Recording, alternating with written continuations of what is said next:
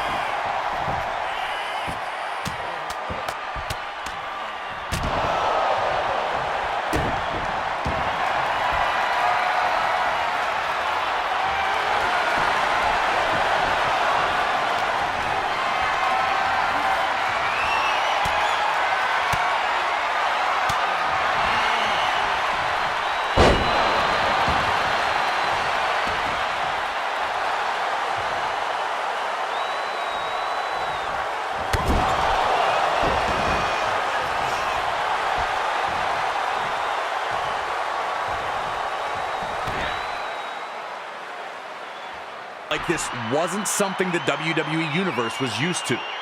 After the clothesline sent him crashing to the floor, Hogan appeared to hurt his knee, the last thing he needed. Ultimate Warrior was here to prove that his hype was real. Warrior was going to run right through Hogan at this pace.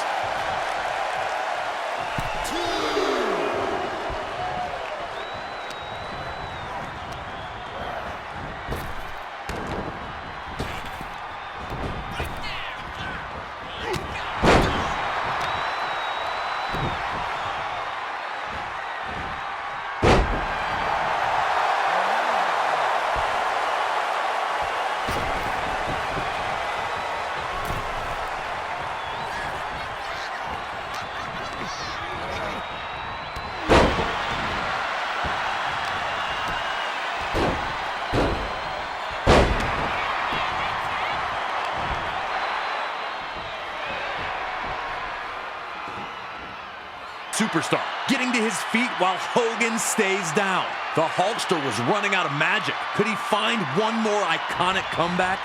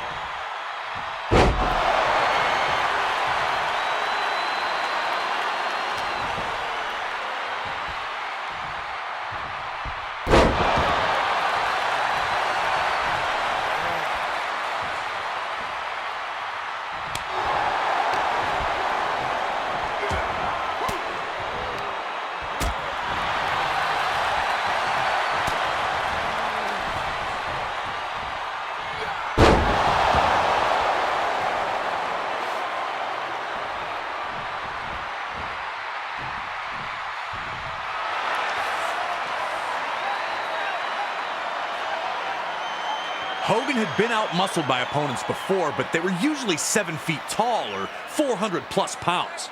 Sari gets flattened, and now there's no one to count falls.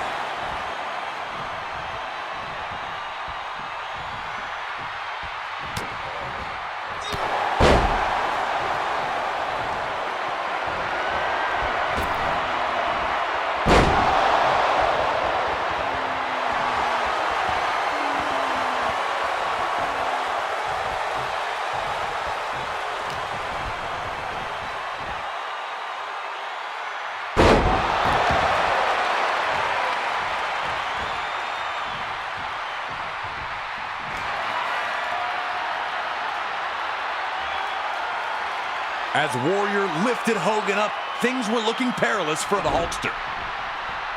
Matt, now it was just up to the Ultimate Warrior to fulfill his destiny. Could he defeat Hulk Hogan?